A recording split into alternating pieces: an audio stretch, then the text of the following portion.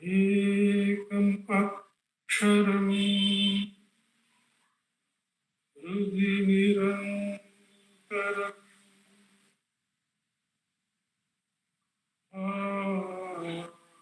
asati swayam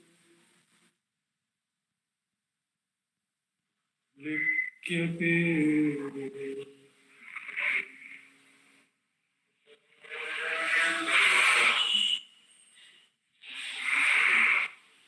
hridaya kumhara madhye kevalam matram yaham iti sakshat atmarupena bhati hridhi vishamanasa swam Chimvata Majjata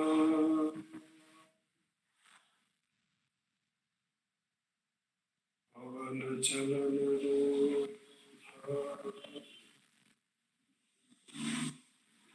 Atmanishto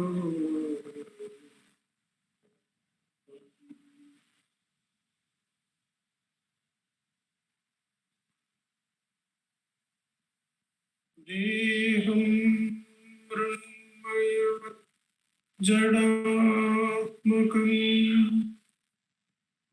Aham Buddhanatasyasyata Aham Tattata Bhava Shukti Samay Siddha Masadha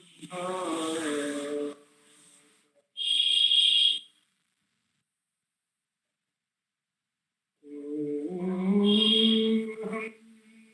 Bhavayuta Kuto Radhiya Drishtatmanishtatmana Soham Spurtitaya Arunachala Shivaha Purno Vibhati Swayam Soham Spurtitaya Arunachala Shivaha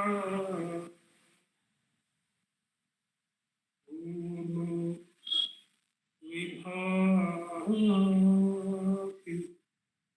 Swayam.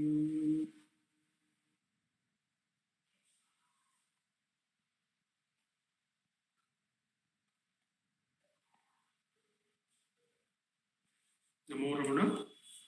With Bhagavan's immense grace, we have been meditating on the verses of Anma bodham with special reference to Bhagavan's Tamil translation of the Atma Bodha, which is in Sanskrit by Adi Shankara. We have finding ourselves in verses 15 and 16, having covered the Sharira Trayam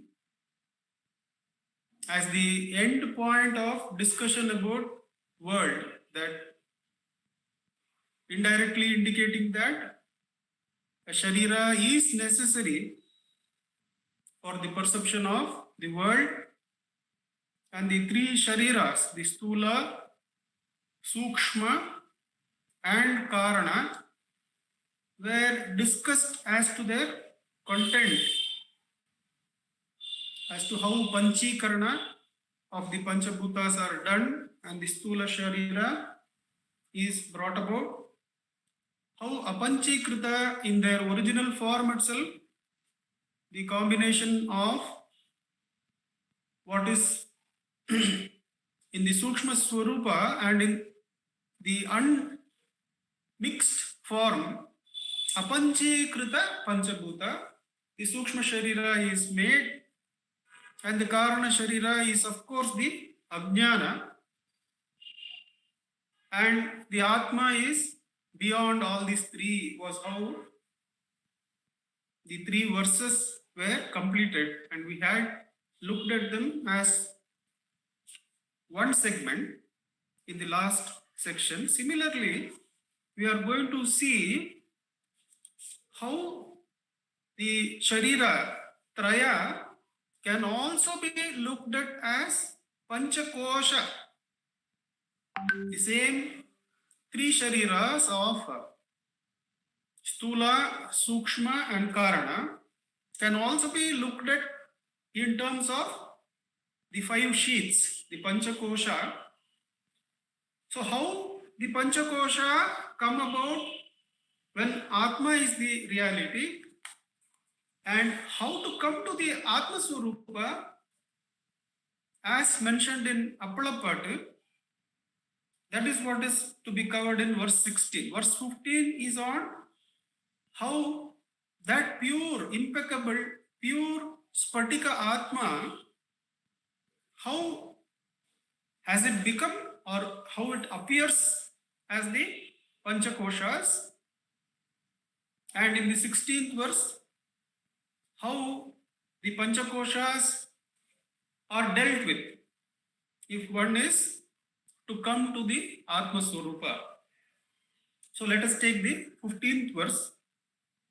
Koshangal ஐந்து முதற் கூட்டுறவால் ஆன்மாவும் மாசில்லதே ஆயினுமோ அம்மையனே ரே சருவும் நீலப்படாதி கலப்பால் நிர்மலமாம் ஸ்படிகம் போலவே ஒட்டா பொருளாகும். நீலப்படாதி கலப்பால் நிர்மலஸ்மாம் ஸ்படிகம் போலவே ஒட்டா பொருளாகும். If we take that first, the metaphor to be seen first, how Spatika, when we look up in the Google, which is what I did, is a crystalline stone, which, as the very word crystal indicates, it is clear. There is no color to the Spatika. But when kept in the backdrop of a colored vastra, a blue color or red color or orange color vastra, then to someone standing on this side of this Spatika, it appears as though this Spatika itself is of that color. So what is important here in this metaphor is to understand that the Atma Swarupa has not become the Panchakoshas. How it appears is what is taken up. What we have to understand is that the more subtler we are able to understand the situation, the more directly and easily we can cross over the Stula. What do I mean by that? See, why the reference to Spatika and color is given, and how the Panchakoshas, which we will go into, are nearly like that Vastra, he is saying. What the Acharya is saying is that the Panchakoshas are like the Vastra, and when the Spatika Atma, it is by the side of that or identifies with that, then it appears to have taken that form, he says. So why such importance from becoming to appearance?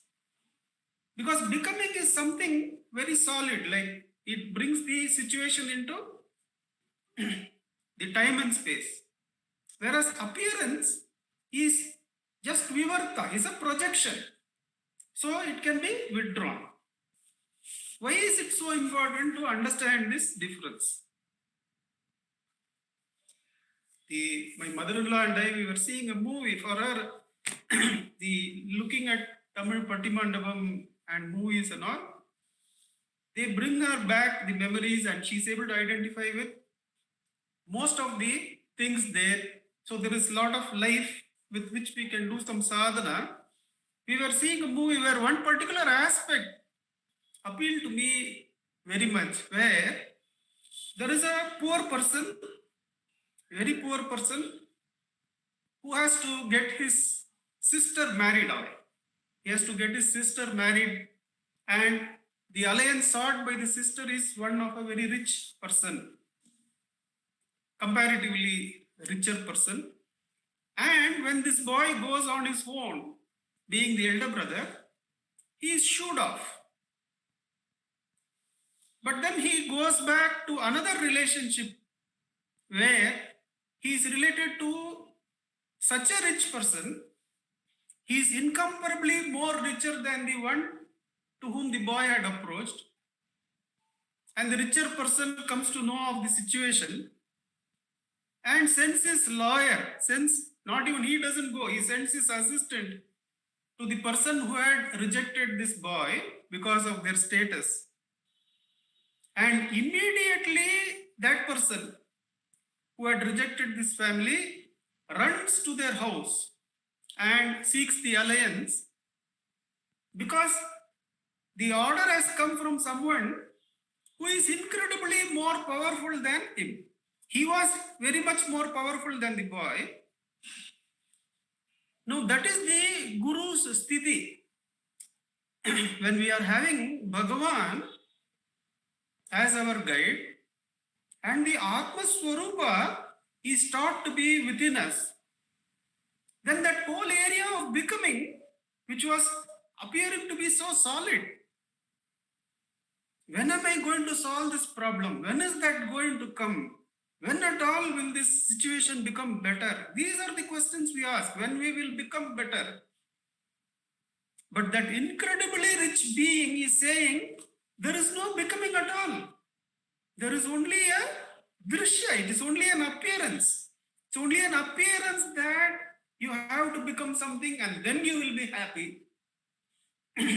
Whereas it is only like this Spatika being shaded by a drape, colored drape, and appearing as though it has become of that color. It has not become of that color. It is merely an appearance. What is the difference between this appearance and becoming? It is like that very rich man coming to our aid to protect us from this person. Bhagavan is the highest power that can ever be sought help of. He is coming to our aid. We are having him on our side. So what he is doing, that whole area, don't think it is there. Don't think that the Atma Swarupa has become the world. It is merely an appearance.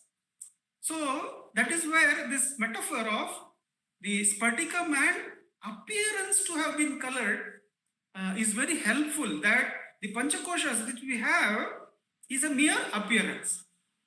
Let me bring scientific support to this, if I am permitted, that slowly science has also come to understanding that this area of becoming is not there, is not real. They are not yet embarking on that point, but they are there or thereabouts. And in fact, this particular point which I am going to present as to appearance and becoming, we have actually discussed this about 10 years back when we were meditating on a talk by a Vedantin in Ramakrishna Ashram about how it takes the stars which we see are merely an appearance. The stars are really not there. What do I mean? The stars are really not there. It's very interesting that Vedantin had said like that, and we had made our own deductions from that. That's about 10 years back. But now physics has come to that point where they are agreeing on that point that there may not be any real becoming.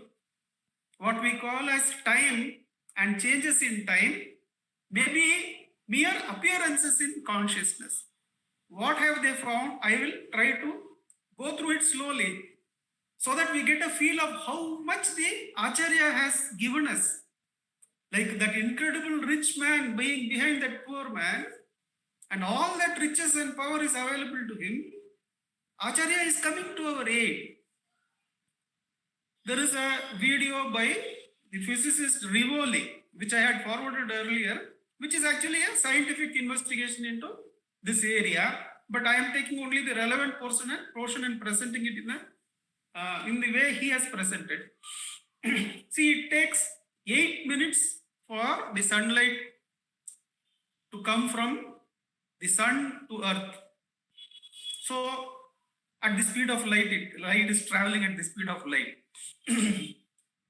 Nearly 3 lakhs kilometers per second or so it is traveling, and it takes 8 minutes. So that many lakh kilometers is there. So 8 into 60 into 3 lakhs. That many kilometers sun is away from earth. It takes 8 minutes from there. So what we see, the important point is, do we see the sun as it is now? Because only if you can see it as it is now, it is true. If it is in the past, it is not true. It's a false appearance. That's the significant point, that we are seeing sun as it was 8 minutes ago.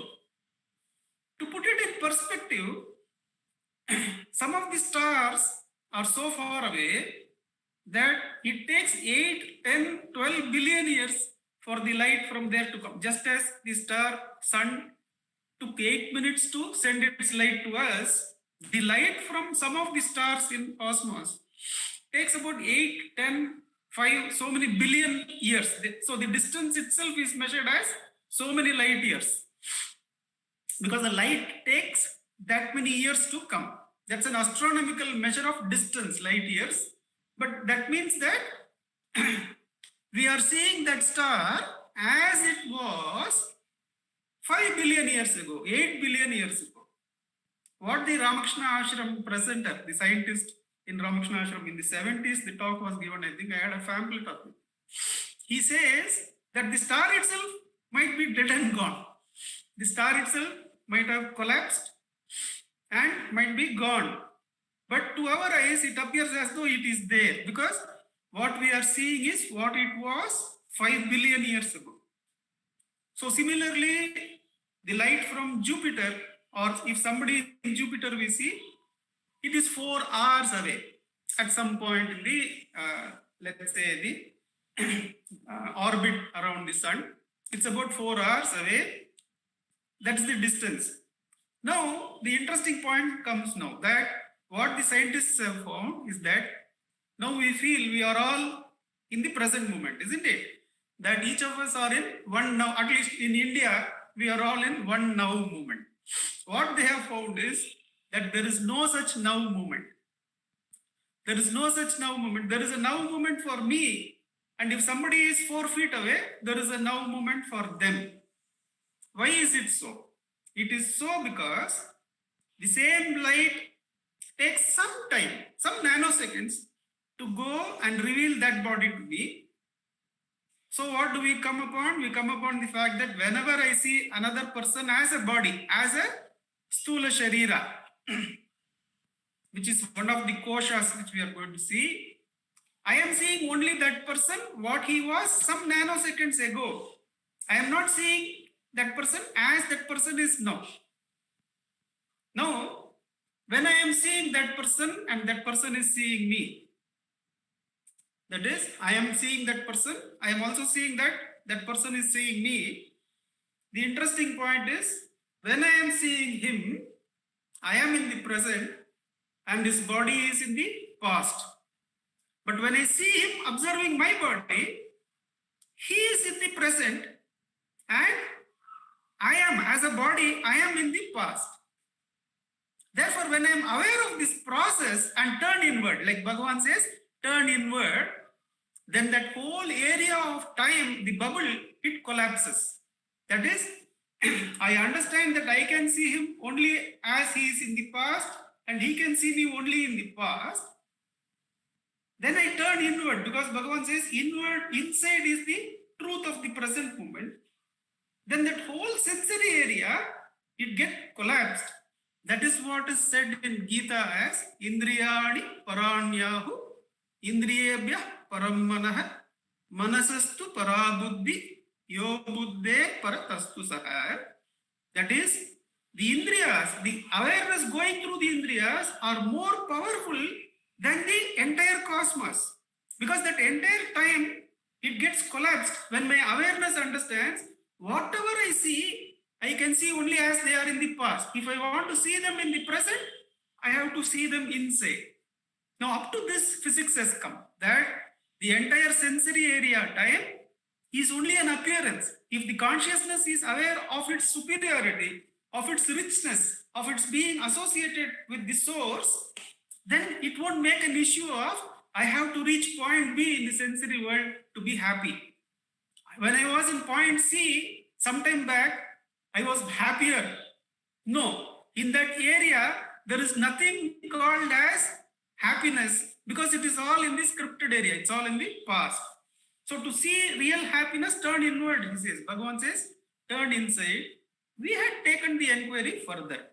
In our 10 years back enquiry, we had not stopped there. We had understood that the sensory world can be crossed.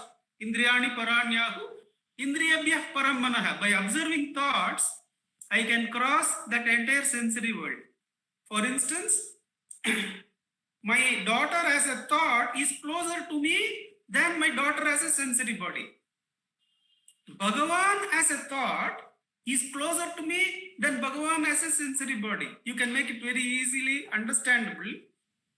When a person comes to Bhagavan and says that since Krishna is no more, Krishna is his guru.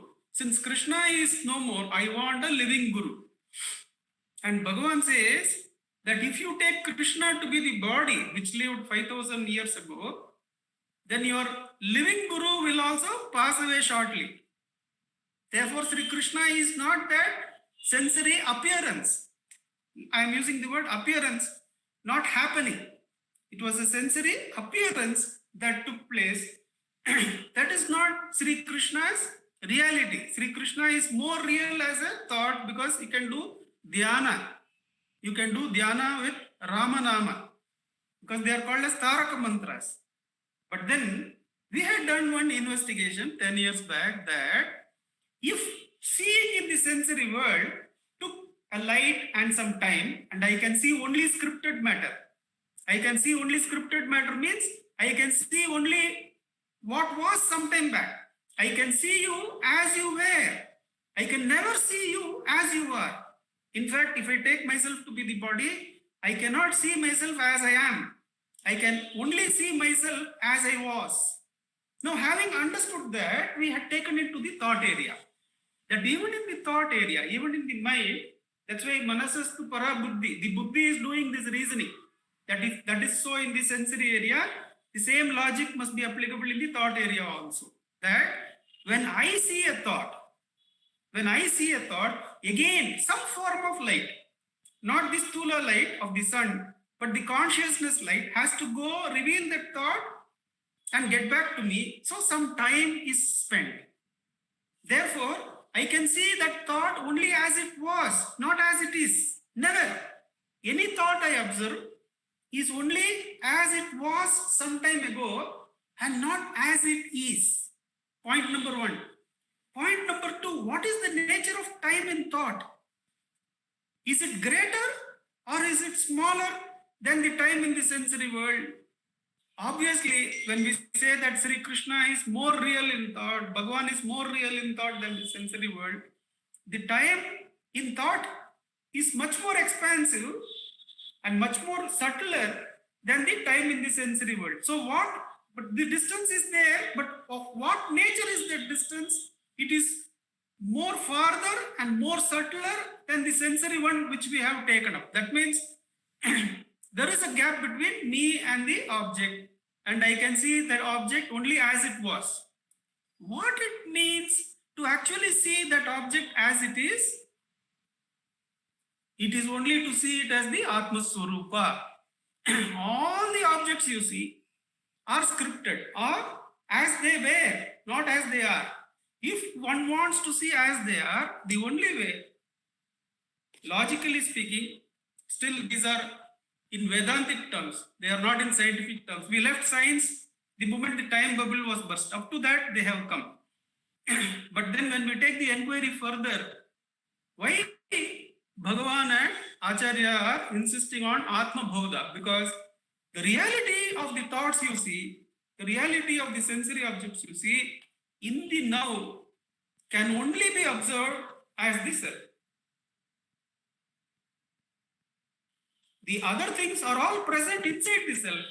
And when you want to see them, they are all your projections and no other. If you want anything to be seen as it is now, one has to come to the Atma Swarupa. So that is the Pitika. That is the build-up we can have as to why it is an appearance and not a becoming.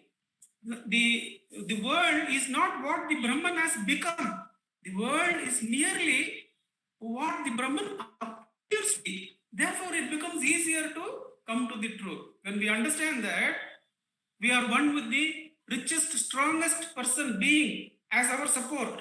So he's helping us cross all those people who are seeming to be obstructions to us. They are all thrown apart, and in comparison to this infinite, they all fall away.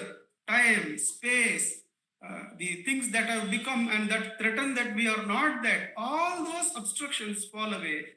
And that is the indication given in this verse that Nirmalapam Spatikam Polave Otta Purula. How this Spatika never got entangled with the colored drape. The Atma never got entangled with the Panchakoshas. Koshangal Aidu Mudal Kuturaval Anmavum Masilade Ayinum. Though it is pure and it is like Spatika, Ammayane Esaruvum, that they, like the Panchakoshas, it appears, though it is by itself, there is no mixture, it has not become. In what nature it is comparable? It is comparable to the Spatika, looking like having taken up the color which is behind it. Now, what are the Panchakoshas? We can see now. If there is any question up to that point, how Bhagavan reduces the Stula, see, the important thing is most of our discussions are in Stula time. That we feel that hereafter I will not do that. Tomorrow when they speak, I will act like this. All these things are taking the becomings to be real, but they are mere appearances. The reality comes only in the Swarupa.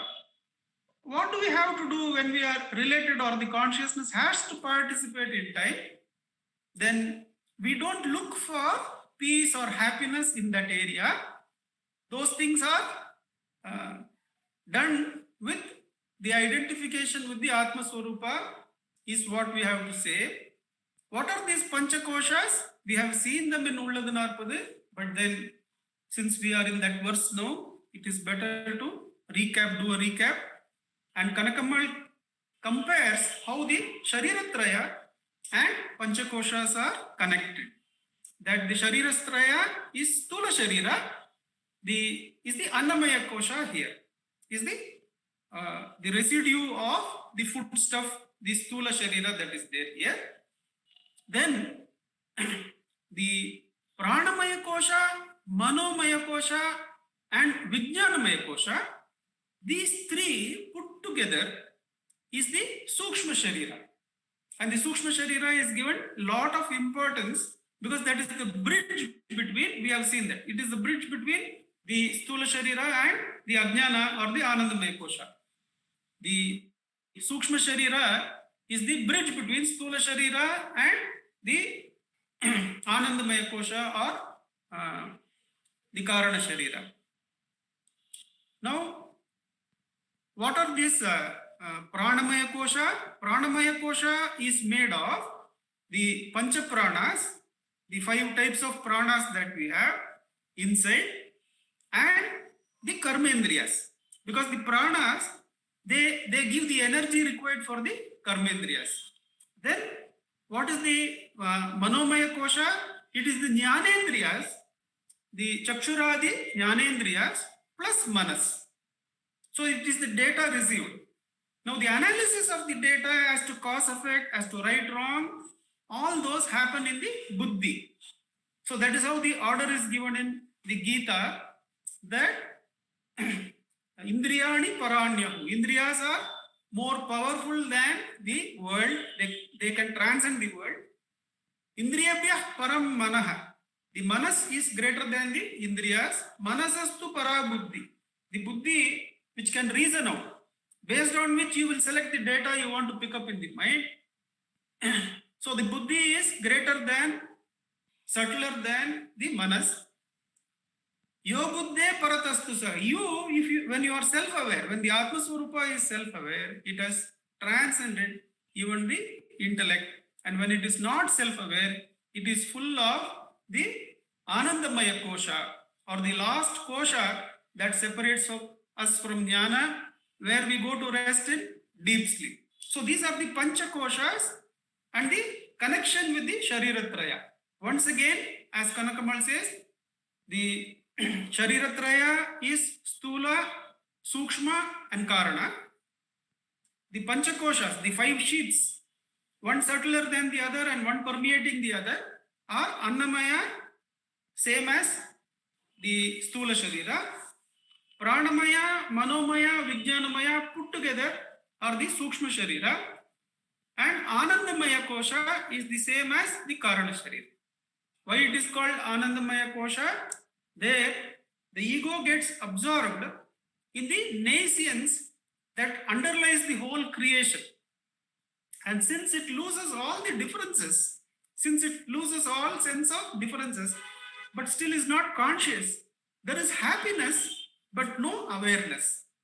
Now, unless happiness is accompanied by awareness, we don't say somebody is happy, isn't it? See, if somebody is having everything which we say he should have to be happy, but he is not aware of it, then he is not really happy, isn't it? Therefore, there in deep sleep or in the Anandamaya Kosha, there is happiness, but there is no awareness. So only when you come out of that, even in dhyana, one may enter that, sometimes unknowingly, and one may feel happy. But you will realize that you were happy only when you come out of that. So that is called the Anandamaya Kosha or the Karana Sharira. And none of this is a real change. It is only an appearance. So the transcending them should be with a light touch. How you will transcend a cinema show when you come out. A cinema show you have gone, in the dark room, it appears to be real. But once the light comes on, even when some last scenes are going on, the projector guy may get, he may be in a hurry to go somewhere, so he may switch on the lights in the theater. So even when the film last part is going on, last few scenes are going on, if it has not been ended very nicely, they might put on the lights. And as soon as the lights come, you understand those figures, they merge into the light. You understand that that's mere appearance. In fact, you would have understood even earlier, but it is very clear. Similarly here, when that light of Atma Swarupa comes, you understand that the Atma never really became the world.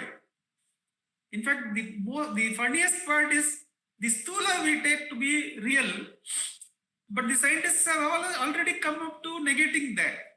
Not exactly that, but they have come up to that point. But the inner journeys they have not investigated. But Acharya and Bhagavan have investigated into the even more powerful veils. Why even more powerful? Because they are this sukshma and very difficult to see that we are trapped. I used to share that for the modern day intellectual, it is very difficult to see that he is trapped by his own thoughts, because thoughts are so abstract.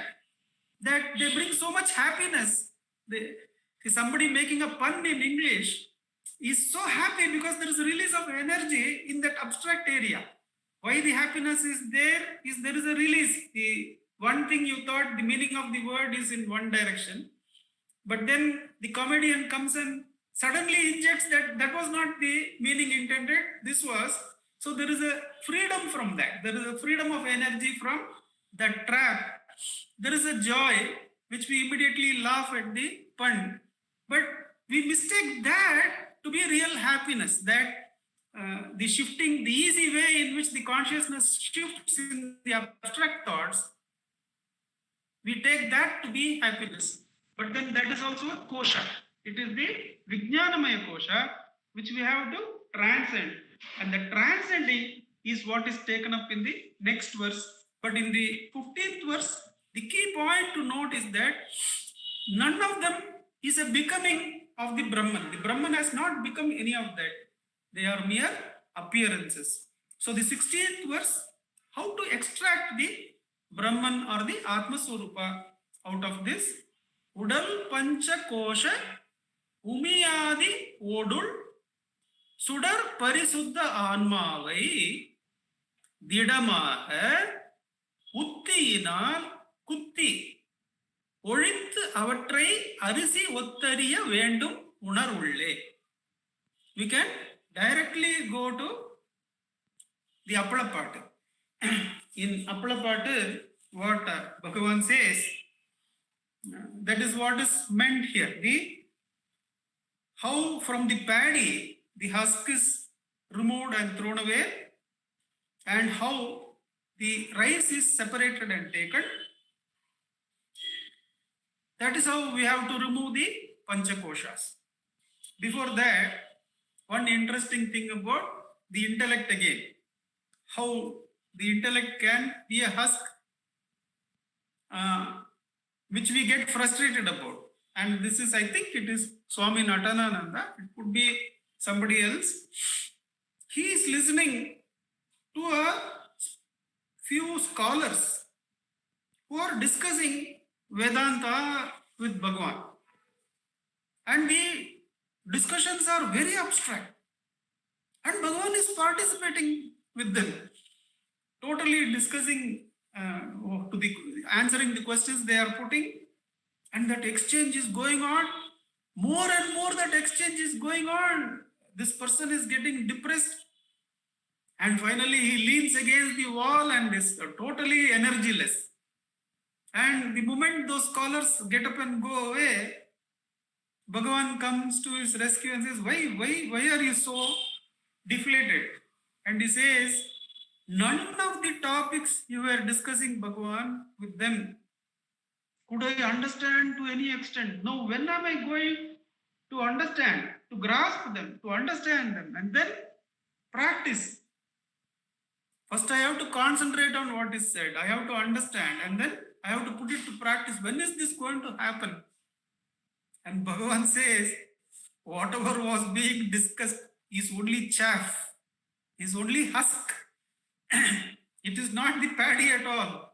And of course, he gives the assurance to the devotee. Haven't I called you here? Is the interview selection done by the candidate, or is it done by the person who has called the interview?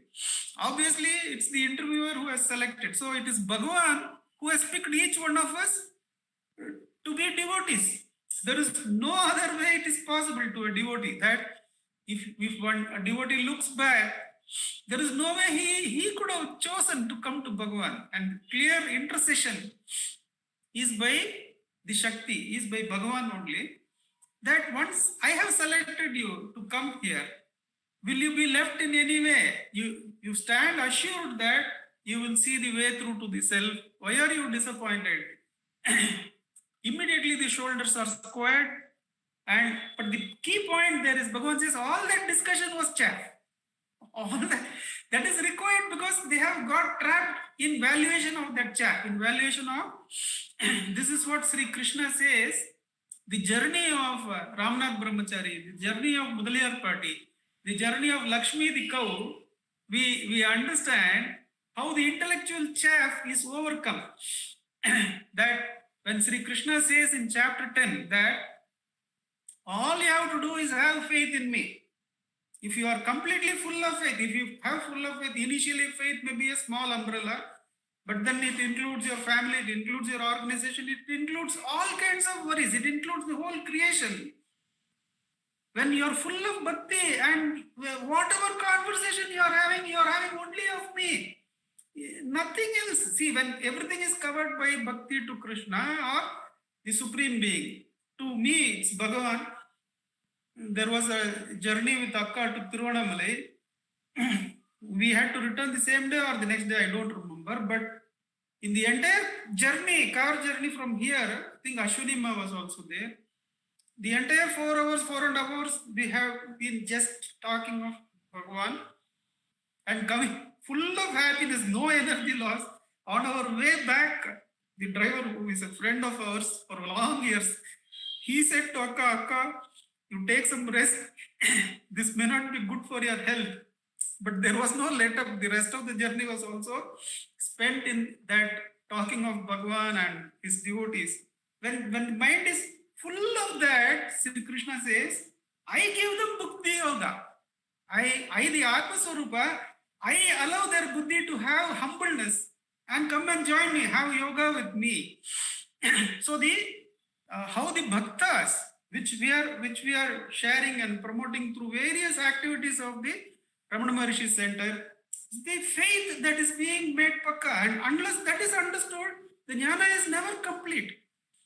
Now that covers all the koshas, and you are surrendered, and the chaff of the intellect is now lit up by the light of the Atma Swarupa. That is the other journey we have to understand, the journey of faith, and how easily those bhaktas, they overcome. When Ramanath Brahmachari is lifted by a very strong man by the collar, and the strong man is in such anger, he is asking, do you know who I am? And that bhakta has such calmness of intellect that he says, sir, to know that only, to know who we are, that is why we have come here, haven't we? Ramnath Brahmachari was very diminutive, just 4 feet or 4.5 feet. That man was supposed to be a big man. In Venkateshji's words, whenever he sees somebody a bit overweight like me, he will say, oh, Nandakumar is a big man. Like that, a big man lifted him up, but his intellect is so clear in that moment of stress also that Ramnath Brahmachari says, like that. So how the bhaktas, they come, they cross the koshas, they are allowed to cross the chaff of the intellect by their surrender itself, by the Supreme Being itself. Now, that is what is mentioned here. There is a verse in chapter 5, which after the 2 verses of faith, Bhagavan has selected and put in the Bhagavad Gita Sahara. There are 2 verses on how the surrendered devotee crosses the intellect. But this verse taken from chapter 5, if I remember, it must be verse 16 or 17, I'm not sure. That verse is about how with enquiry you can cross the sheets. That the same jnana, when a person does enquiry and crosses the 5 sheets, then also that devotee himself shines self-luminously as the Atma Swarupa, says Bhagavad Gita. That what was done through surrender and was offered by the Supreme can be done through the crossing of the sheets by inquiry and dropping. And that is what is mentioned in this verse. In this verse where the Panchakoshas have to be crossed by the pounding of the Udar Panchakosha Umiyadi Ottul Shudar Parishuddha Anmavai Didamam Uttina. Utti is from the Shastras and from Guru Mukhena. What sadhana we have got? By consistently practicing that, we can free ourselves of this appearance. What is this appearance? The appearance that the Atma has become the 5 koshas. The 5 koshas are not merely 5 koshas. When we see through the 5 koshas, various worlds appear. We see the Stula Loka when we see through the Stula Indriyas. It is said that there are 14 lokas in some accounts. When we were preparing for a seminar, we were looking into some Dvaitic accounts. And in Dvaitic accounts of Jnana, they say there are 256 worlds made up of this Shariratraya or Panchakoshas. That the combination of them, including the Turiya, when you put as a combination, then you can have so many permutations and combinations. If you see through those, then those worlds, they appear. There are 256 worlds, some say. There is 14 worlds, some say. And the scientists have crossed the Stula Sharira now. But the Acharyas have crossed all the worlds for us and have said they are mere appearances. Never go to any of the appearance, but ask for whom is this thought. Because thought is the bridge that connects the Stula and the Karana. We have discussed this in the last session, but let us put some light on that. How is it that Atma Vichara helps us cross the Shariratraya, the Panchakoshas? Because without the thought, the Stula Sharira is not there, the Stula Loka is not there. So when you gradually withdraw from thought, you will withdraw from the Stula Sharira and Stula Loka. Now what happens to Karana Sharira? The conscious Jiva can never directly attack the Karana Sharira. It is like Vali. Whenever you think about it, it takes more power from you. How to attack that? Bhagavan teaches, go and wait there. Go and wait. From the Karana Sharira, suppose the I thought is arising, you go and wait there. You ask from where I am arising. So any pending thoughts in Karana Sharira will rise up when you put the light of attention there. When a thought arises, if you pursue it, you will go into the Sukshma Sharira, or if you use the Indriyas, you will come into the Stula Sharira. But if you put enquiry, for whom is this thought? You are putting heat on the Karana Sharira. And if there are pending thoughts, the Vasanas will rise up as thoughts. You can drop them and you can hold the I thought again. That way, the Karana Sharira is also crossed using self-enquiry. So the tool given to us to remove the chaff, to remove the Panchakoshas. What is the chaff? Not only the intellect, but all the 5 koshas are mere chaff. How to overcome that?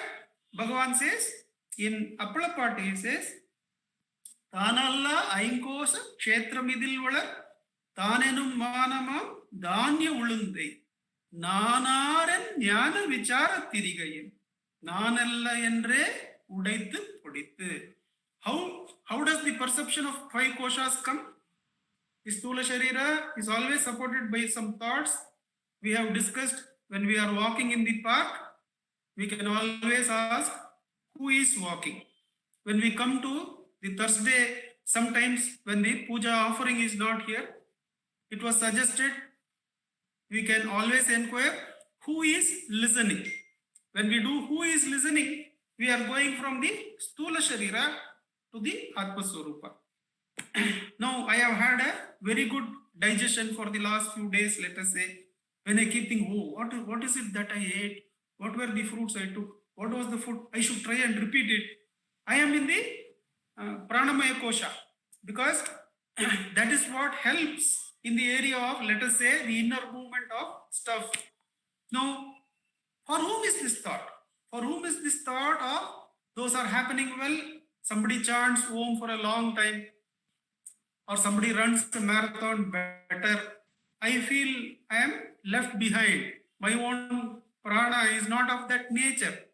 But for whom is this thought? That is a mere appearance that is crossed by beating that paddy and removing the chaff. For whom is this thought?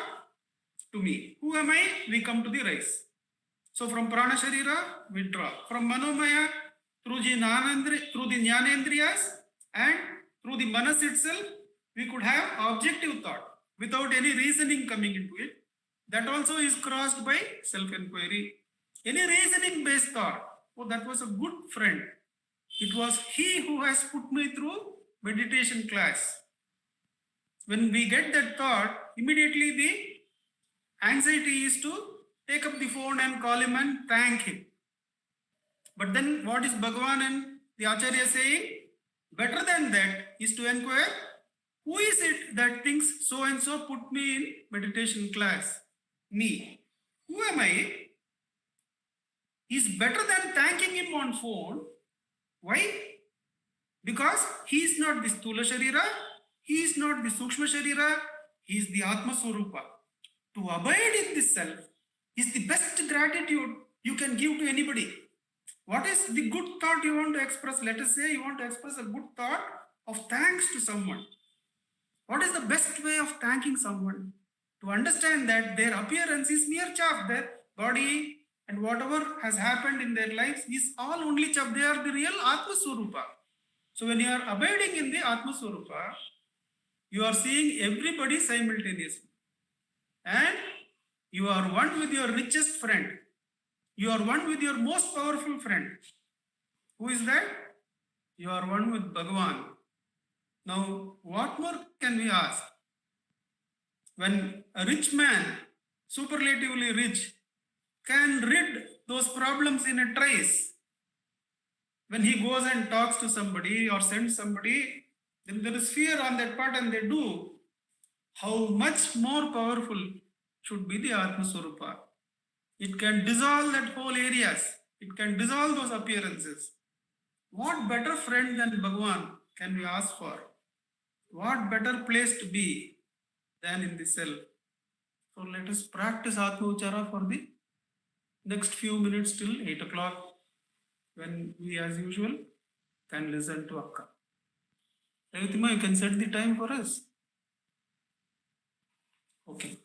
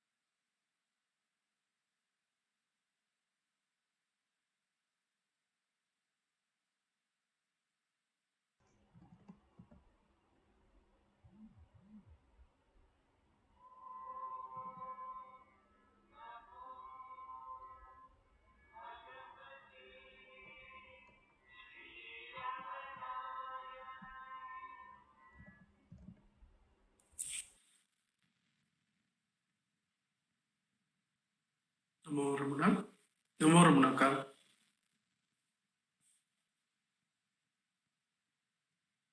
Namo Ram. Namo Ram.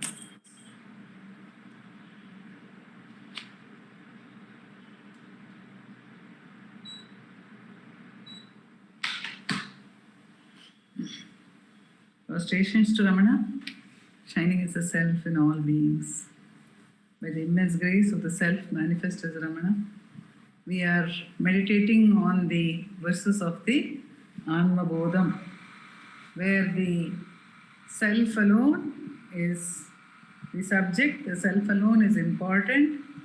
And as Bhagavan says in Ramana Gita, Bhagavan says, Bhagavan is asked by Kashni, for whom is this enquiry? And Bhagavan says, for one whose attachment to the body is waning, for one whose interest is not there in objects. So similarly, the Atma bodham also is for one, it is those people are being addressed. Those of us are being addressed, or that part of our mind, or that is being thrown light upon, which says, yes, this is not important. It is a myth. To begin with itself, the world is a myth. Other things are not important. Jnana alone is important. Nothing else can give you that. Karma cannot lead you over there. So we've been taken through all that. And now we are being told that we don't have to worry actually, because the pure nature is never sullied. It is only the impurity, the appearance, it is only that, as Nandakumar said, it's an appearance. It has no reality. The color in the crystal has no reality. It is, the crystal is ever pure. I must have shared this example earlier also, but it's a beautiful example given by a child actually. We had these essay writing competitions for children, and somewhere they were talking about Bhagavan's teachings. The child was trying to say, talking about the pure mind and the impure mind, and the child gave the example of the Ganges. She said, see, the Ganges, lot of talk is there about purifying the Ganges.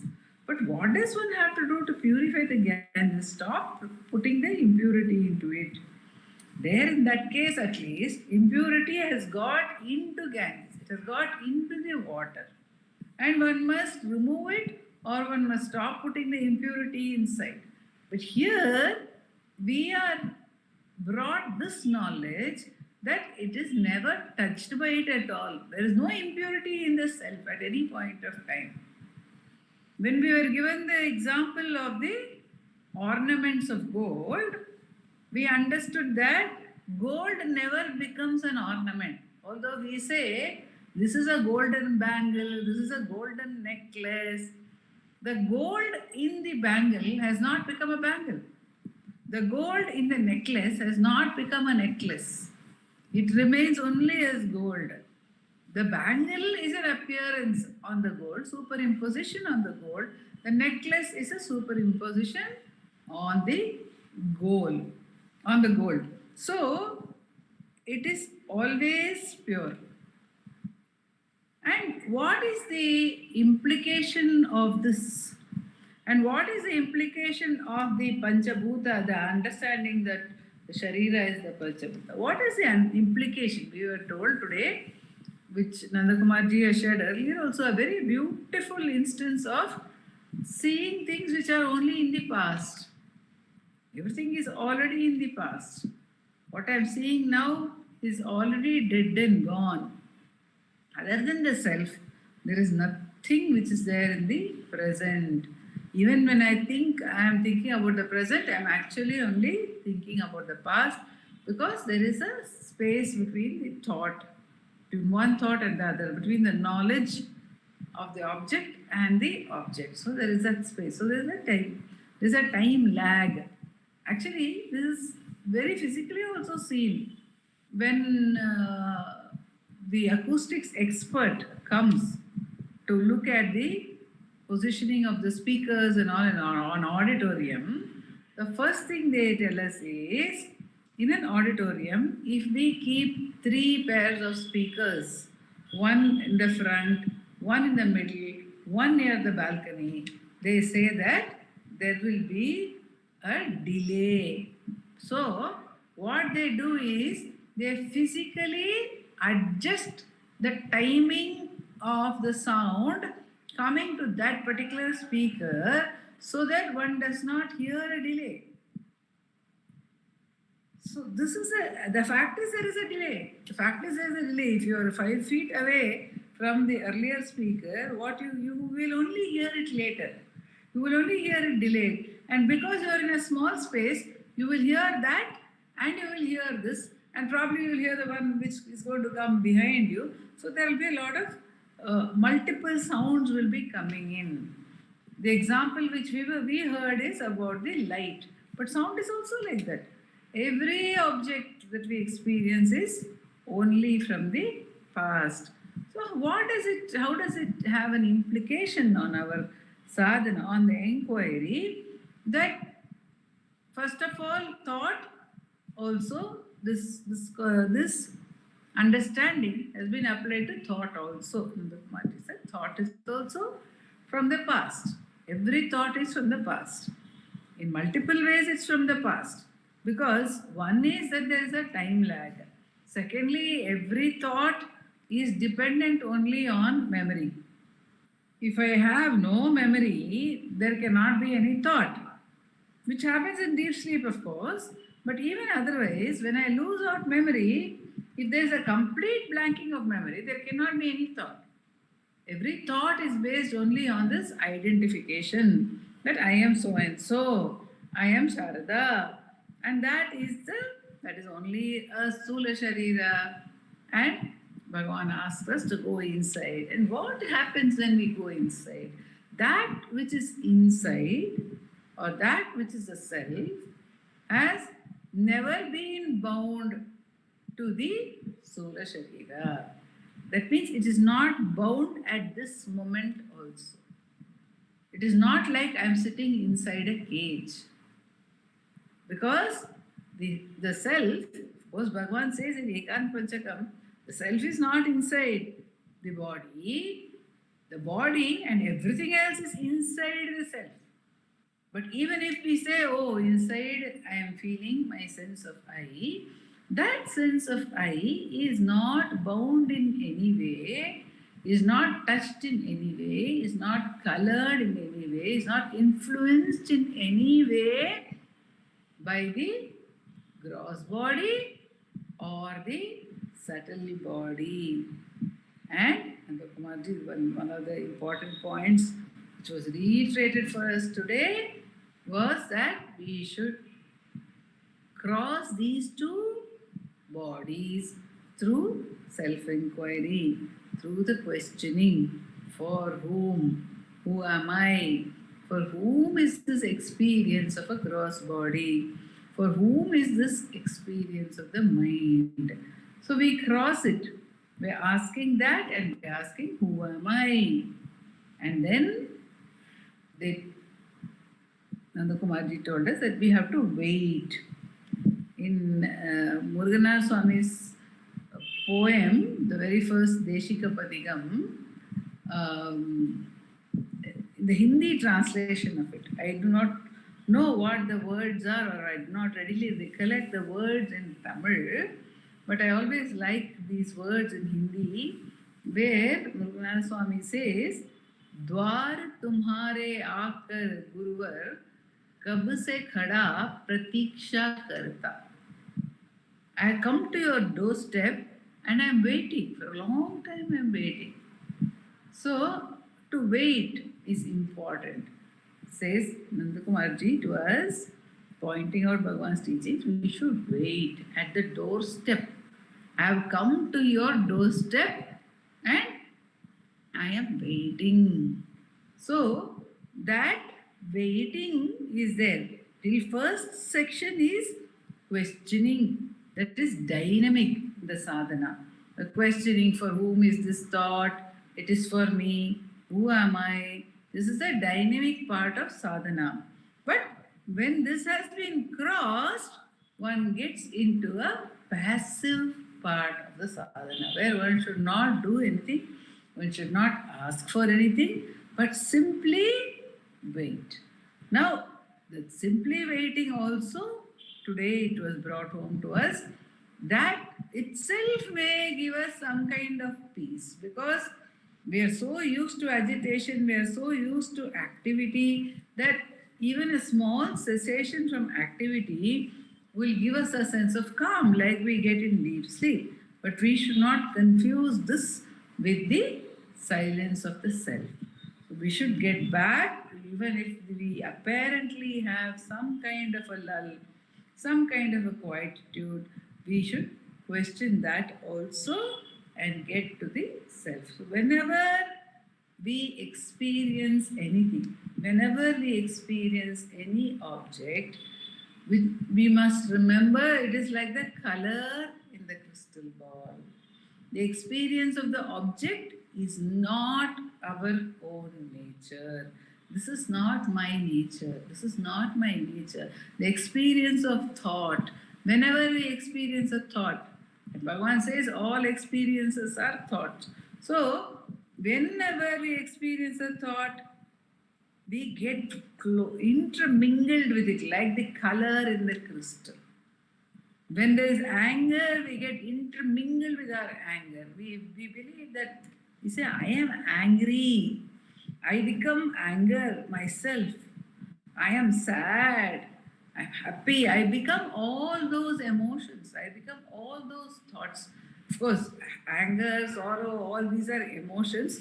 We can become very emotional even about abstract things. People can be very emotional about a particular way in which they can solve a mathematical problem or a particular route to be taken. So anything. But we get so identified with that. We completely become one with our experiences. Here Bhagavan is saying, stand back, understand, know that those experiences are not touching you in any way. No matter how many thoughts arise, they do not touch you. No matter what kind of thoughts arise, they do not touch you. Thought does not touch you. The impurity does not touch you. The color, the differences, they do not touch you. It is the crystal, the mind is absolutely pure, it is clear.